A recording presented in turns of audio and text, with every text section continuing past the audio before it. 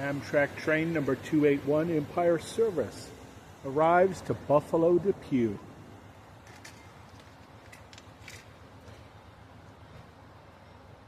Today is January 6, 2026. Just a few more stops for this train. It terminates at Niagara Falls.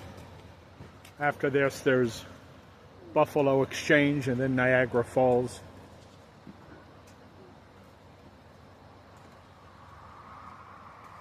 Thanks for watching.